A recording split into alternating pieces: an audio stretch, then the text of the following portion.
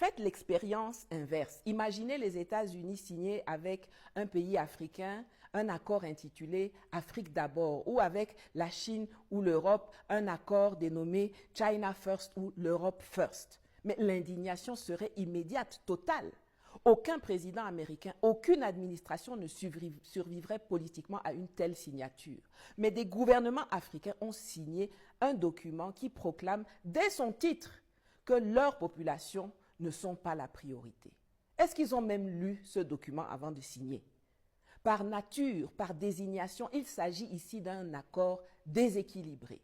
Les signataires africains, qu'ils soient chefs d'État, ministres, secrétaires d'État, ne sont pas là pour reléguer nos intérêts derrière ceux des États-Unis. Il est bon qu'ils s'en souviennent.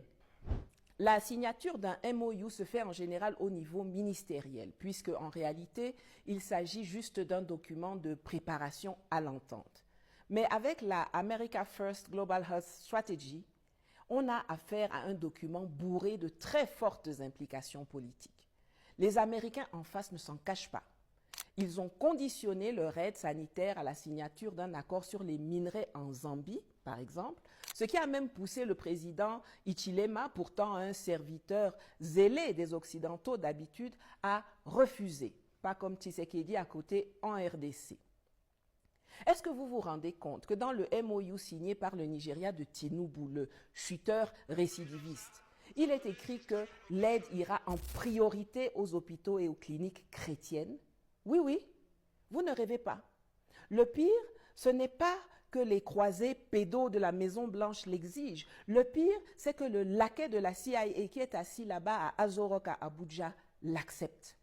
America First, c'est politique. C'est d'ailleurs parce que c'est éminemment politique que pour la partie américaine, c'est le ministère des Affaires étrangères qui est aux manettes, pas le ministère de la Santé. Alors que chez nous, ce sont les responsables de la santé qui se sont aventurés à signer et qui sont tombés dans le piège. Parlant de piège, laissez-moi vous rappeler comment on est entré dans celui de l'aide publique au développement. La dépendance sanitaire africaine n'est pas une fatalité. Elle a été construite méthodiquement sur plusieurs décennies. Dans les années 80-90, la Banque mondiale et le FMI, dont Alassane Dramane Ouattara, le vilain de Côte d'Ivoire, là était l'un des dirigeants, à l'époque il était encore burkinabé, ont imposé aux États africains des programmes d'ajustement structurel qui exigeaient des réductions drastiques des dépenses publiques. Les budgets de la santé ont été parmi les premiers sacrifiés. Des hôpitaux ont fermé, des personnels de santé ont été licenciés, des formations de médecins et d'infirmiers ont été réduites.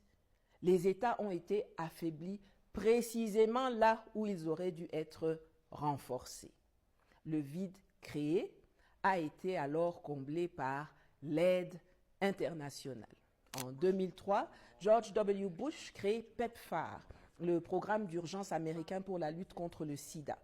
C'est une aide massive, réelle, qui a vraiment sauvé des millions de vies.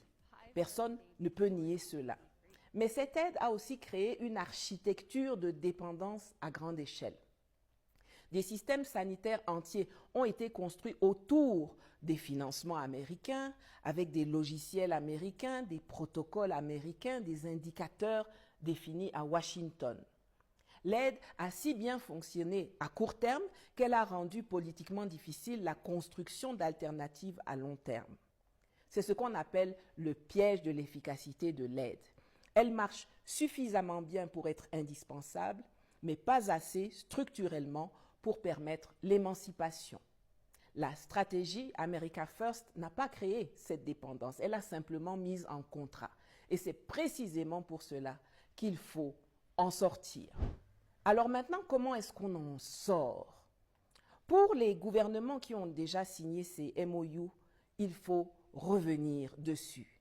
Il faut tirer parti de la nature juridique des MOU. Ces textes ne sont pas des traités, ils n'engagent pas encore formellement ou financièrement les États. Les